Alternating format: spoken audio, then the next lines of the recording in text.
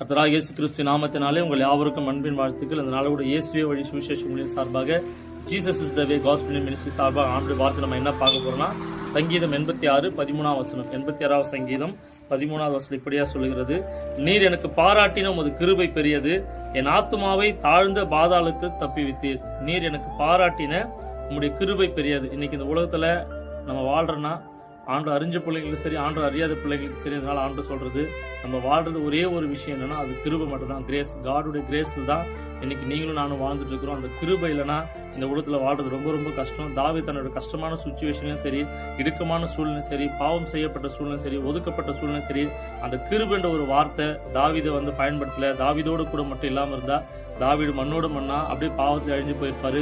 தான் பாவம் செய்யும்போது ஒவ்வொரு முறையும் பாவம் பெருகிற இடத்துல கிருபை பெருகுன்னு வேதம் சொல்லுது. இப்போ தாவீது வழிவிலைக்கு போகும்போது அந்த கிருபை என்ற வார்த்தையால ஆண்டவர் ஒவ்வொரு முறை மீட்டெடுத்து அவர் பயன்படுத்த ஆரம்பிச்சார். ஆண்டவர் அதே போல ஆண்டவர் தாவீதை எடுத்து பயன்படுத்தினாலும் தாவீது ஒவ்வொரு முறையும் தவறு செய்யும்போது ஆண்டவர் திரும்ப திரும்ப வரும்போது அந்த கிருபை தான் தாவீதை உயர்த்தி வச்சுது. அதை தாவீது ஆண்டவரே நீர் எனக்கு பாராட்டின உங்க கிருபை பெரியதுன்னு சொல்லிட்டு. பட் இந்த உலகத்துல இதை பார்க்குற ஆண்டோட பிள்ளைகளுக்கு ஆண்டு சொல்றது என்னன்னா, கிருபையை நம்ம விட்டுறோம்.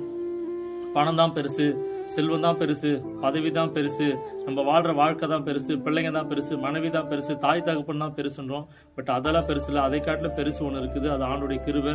அதான் தாவீது இங்க நமக்கு சொல்றாரு, ஆண்டவரே நீர் எனக்கு பாராட்டின உங்க கிருபை பெருசுப்பான்னு. யாரெல்லாம் அந்த கிருபையை நம்பி வாழ்றீங்க, கிருபையை சார்ந்து வாழ்றீங்களோ, தாவீதை பயன்படுத்துறது போல ஆண்டு உங்களையும் பயன்படுத்துவார். இன்னொரு இதுல விஷயம் என்னன்னா, அது வசனம் சொல்லுது, என் ஆத்துமாவை பாதாளத்திற்கு தப்புவித்தீர். ஸோ அந்த ஆத்துமான்றது ரொம்ப ரொம்ப முக்கியம், வெளியேற பெற்றது.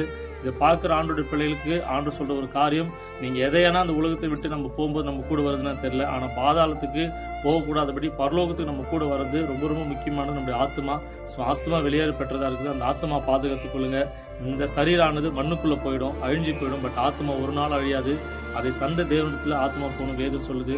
ஆத்மாவை பாதுகாத்துக் கொள்வோம். ஆண்டோடைய அன்பு குறித்து, அவருடைய கிருபை குறித்து மக்களிடத்துல சொல்லுவோம்.